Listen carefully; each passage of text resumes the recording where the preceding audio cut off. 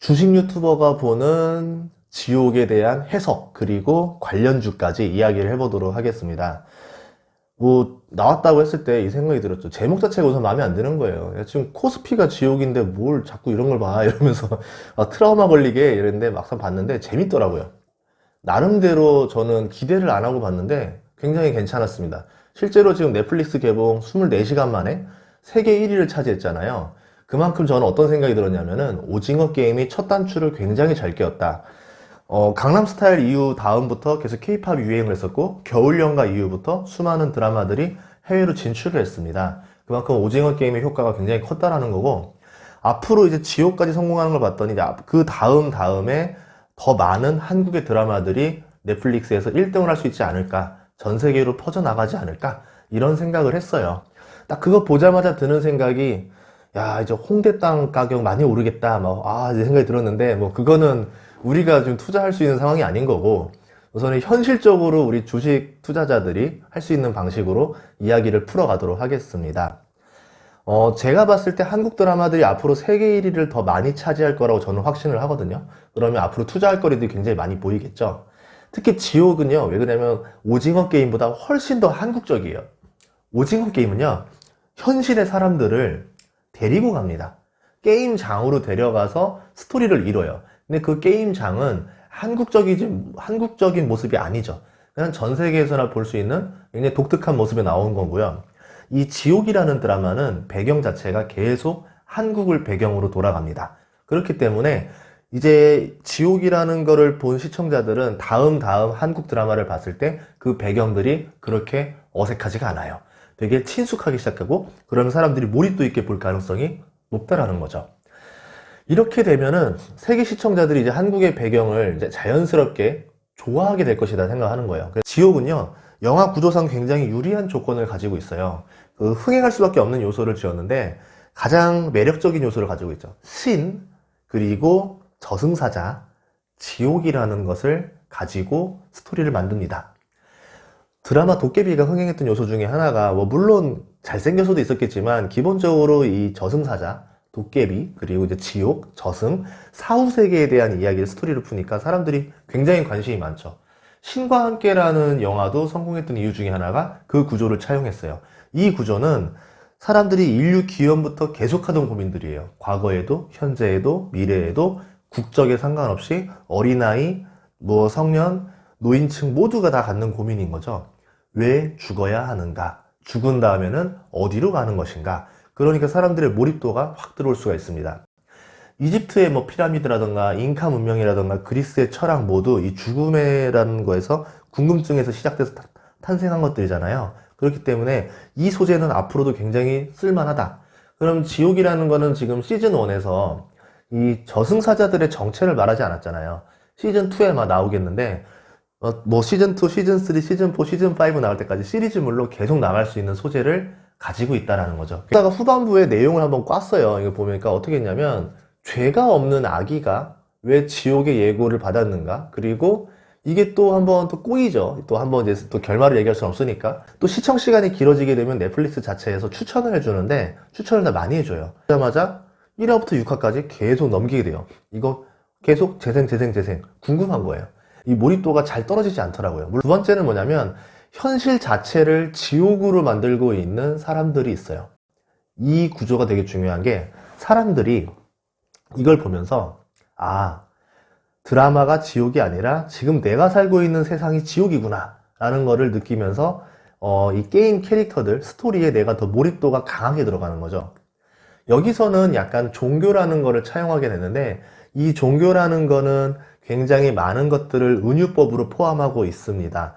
새 진리교의 종교를 만든 사람이 이 정진수 의장이라는 유아인 캐릭터인데, 지옥 예고를 받고 사람들이 죽는다. 그러니까 너희들은 죄를 지으면 지옥에 가니까 죄를 짓지 말고 살아야 된다라는 종교를 만들어내요.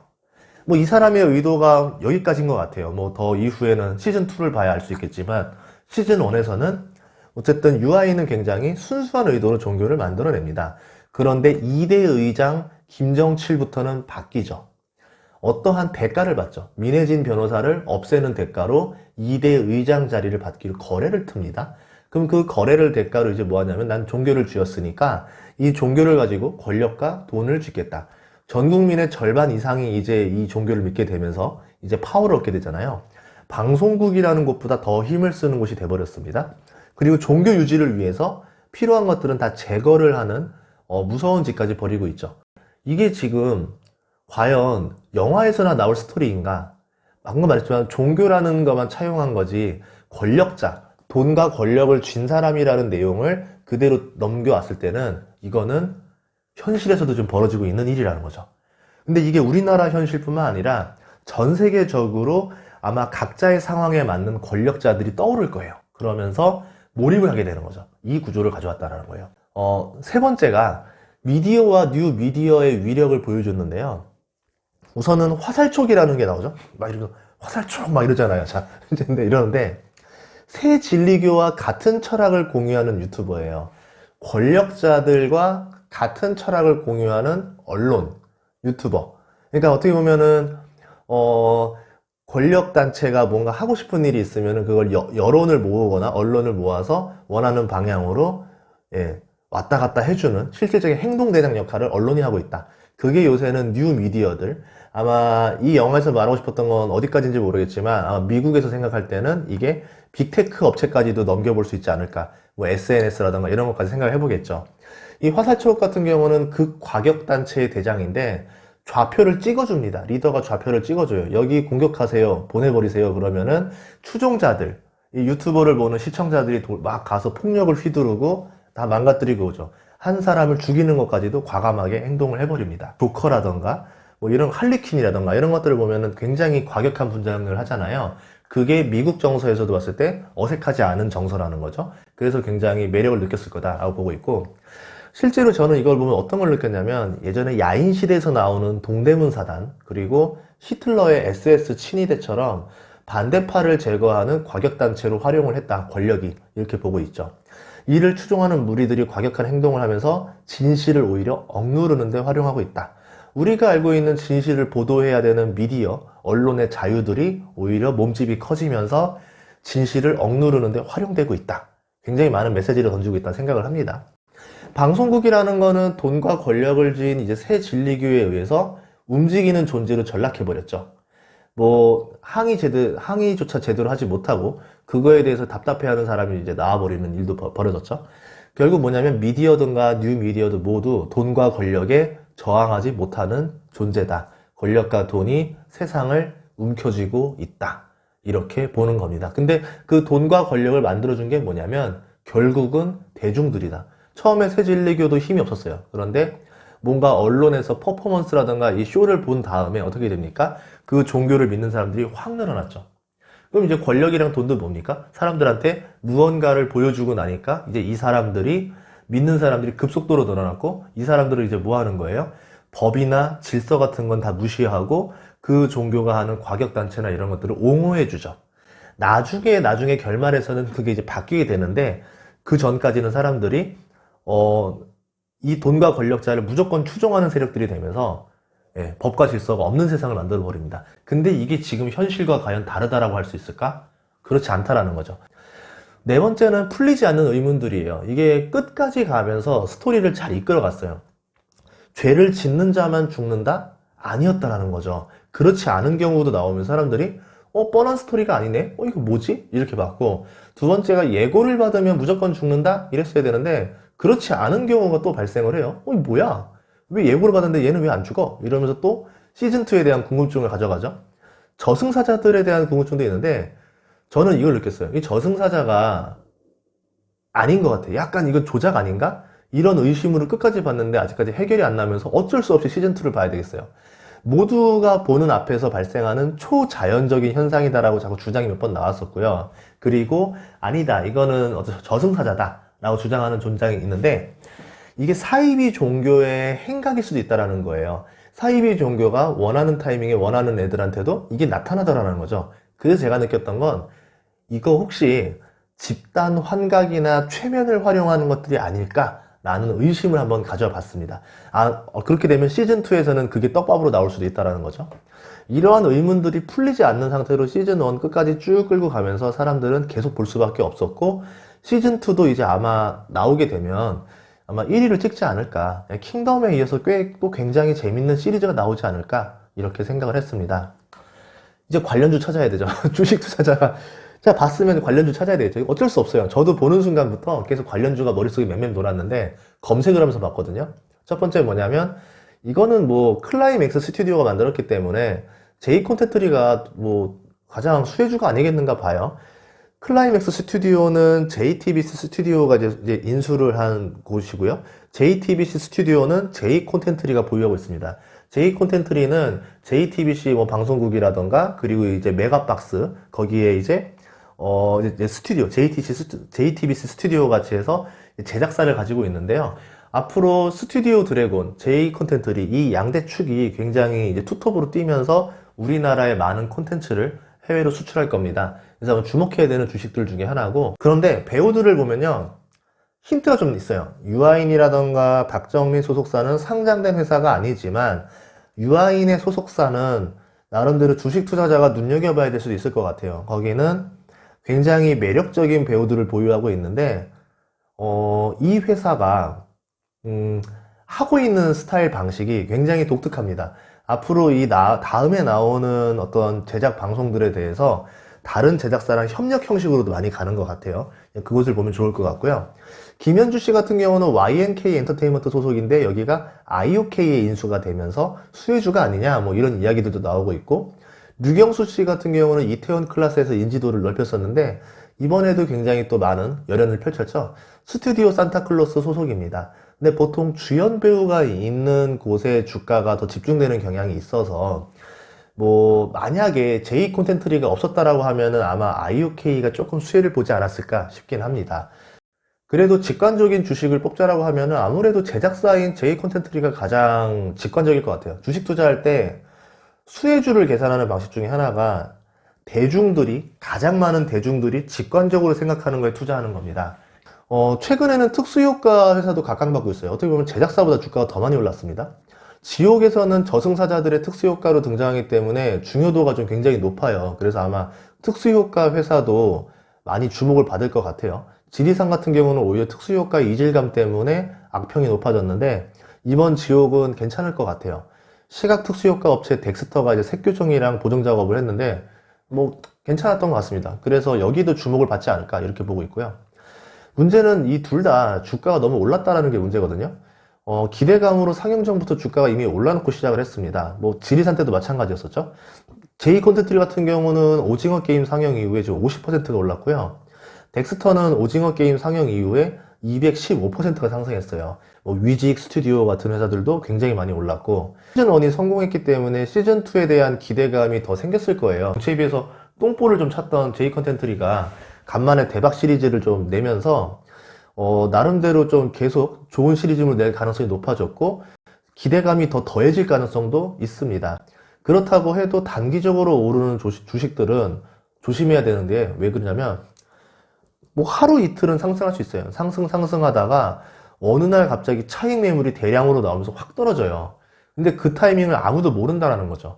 차라리 저는 그 다른 생각을 해봤으면 좋겠어요. 좀 더 긴 관점으로 보면은 훨씬 더 매력적인 투자처가 보이거든요. 대표적으로 지옥이 두 번째로 세계 1위를 하면서 앞으로 다른 제작사들도 세계 1위를 할 가능성이 굉장히 높아졌다라는 거예요.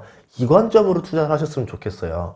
한국적인 배경을 해도 1위를 할 수 있다. 그러니까 우리가 잘하는 방식으로 그냥 만들면 된다. 그러면 세계에서 먹힐 가능성이 굉장히 올라간다. 이 이야기입니다. 그러면 주가가 별로 오르지 않은 제작사들 중에서 앞으로 대형 시리즈물을 기획하는 곳들이 주목을 받을 가능성이 있겠죠. 그러면 안전하게 매력적인 투자를 할 수 있다. 이렇게 볼 수 있는데요. 예를 들어서 오징어 게임 상영 이후의 주가들을 봤을 때 원티어라 부를 수 있는 스튜디오 드래곤은 지금 주가가 15%밖에 상승하지 않았습니다. 물론 지리산 똥볼을 찼기 때문에 그렇기도 하고, 그 다음에 코퍼스 코리아라던가 사마 네트워크스는 오징어 게임 이후에 상승 안 했어요. 0%예요. 그리고 에이스토리는 오히려 오징어 게임 이후 주가가 10% 하락한 상태입니다. 여기도 지리산 똥볼이 있었죠. 곧 상장을 준비 중인 뭐 레몽레인 같은 회사들도 있고요. 여긴 주가 좀 올랐죠. 뭐 저력 있는 제작사들이 많이 있어요. 이런 회사들 중에서 아직 안 오른 회사들을 분석해 보면은 여러분이 의외의 진주를 찾아낼 수 있다. 저는 이렇게 보고 있거든요. 개인적으로는 스튜디오 드래곤이 가장 파워가 크다고 생각을 하는데, 최근 CJ ENM이 9천억을 투자해서 헐리우드 제작사인 엔데버 콘텐츠를 인수했어요. 모 회사의 빵빵한 지원과 맞물려서 스튜디오 드래곤이 재미있는 콘텐츠를 만들 수도 있다라 생각을 하고 있습니다.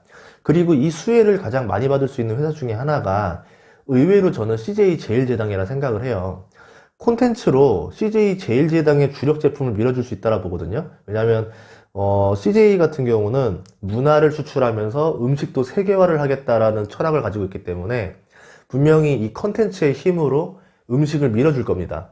다른 음식이 아니라 자사의 음식을 밀어주겠죠. 그렇게 되면 매출이 급성장할 수 있다고 봐요. 현재 CJ 제일제당 같은 경우는 PER이 9.5배고요. 만두가 세계 1위죠. 그리고 미국의 대형 식품회사인 슈안스를 인수한 상태고 미국에서 매출이 나날이 성장하고 있습니다. 뭐 예를 들어서 제가 CJ라면은 만두를 주제로 한 넷플릭스 드라마를 하나 만들 것 같아요. 그러면 전 세계인들이 만두 와서 만두 열풍이 불면은 CJ 제일제당 주가가 확 올라가겠죠. 대박 나겠죠. 설마 설탕을 주제로 하진 않을 거 아니에요. 그러니까 만두가 가장 유력할 것 같은데 한번 기대해 보도록 하겠습니다. 그 다음으로는 저는 뭘 보냐면 네이버 웹툰의 힘을 지금 굉장히 크게 봐요. 네이버 웹툰에서 성공한 컨텐츠는 기본 팬층을 가지고 있기 때문에 드라마로 만들어도 성공 확률이 높고 이번에 지옥에서 보여줬죠. 예전에 이태원 클라스도 그랬었고 결국 네이버 웹툰도 앞으로 꽤 큰 성장을 할 수 있다고 봅니다. 작년에 네이버 웹툰 매출이 1332억이었었는데 네이버 전체 매출로 치면 2.5%밖에 안 돼요.